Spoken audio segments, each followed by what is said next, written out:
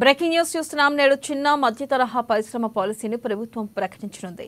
ఈ పాలసీని CM Revanth Reddy, deputy CM బట్టి విక్రమార్క, మంత్రి శ్రీధర్ బాబు ఆవిష్కరించనున్నారు.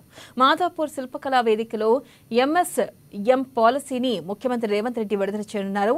తెలంగాణ రాష్ట్రంలో వ్యాపారాలు, పెట్టుబడుల విస్తరణకు వీలుగా పరిశ్రమల అవసరాలు, ప్రయోజనాలకు అనుగుణంగా నూతన పారిశ్రామిక విధానాన్ని రూపొందిస్తామని సీఎం ఇప్పటికే పలు సందర్భాల్లో ప్రకటించారు.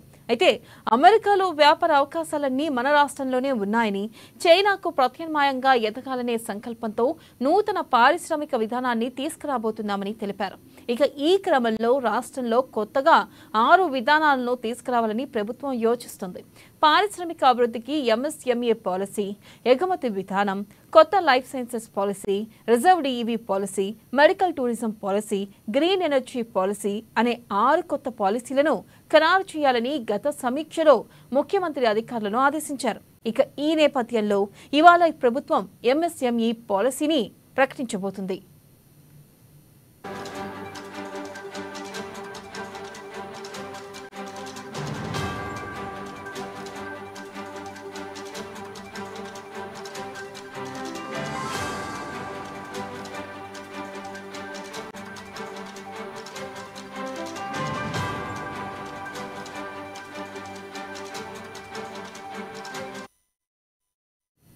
బ్రేకింగ్ న్యూస్ చూస్తున్నాం. నేడు చిన్న మధ్య తరహా పరిశ్రమల పాలసీని ప్రభుత్వం ప్రకటించనుంది.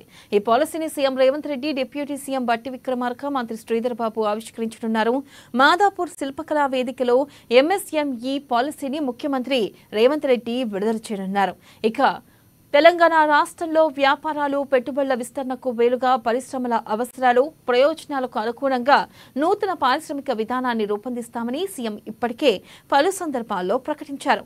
ఇక అమెరికాలో వ్యాపార అవకాశాలన్నీ మన రాష్ట్రంలోనే ఉన్నాయని, చైనాకు ప్రత్యామ్నాయంగా ఎదగాలనే సంకల్పంతో నూతన పారిశ్రామిక విధానాన్ని తీసుకురాబోతున్నామని తెలిపారు.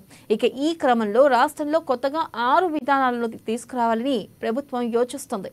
పారిశ్రామిక అభివృద్ధికి ఎంఎస్ఎంఈ పాలసీ, ఎగుమతి విధానం, కొత్త life sciences policy, reserved EV policy, medical tourism policy, green energy policy అనే 6 కొత్త పాలసీలను ఖరారు చేయాలని గత సమీక్షలో ముఖ్యమంత్రి అధికారులను ఆదేశించారు.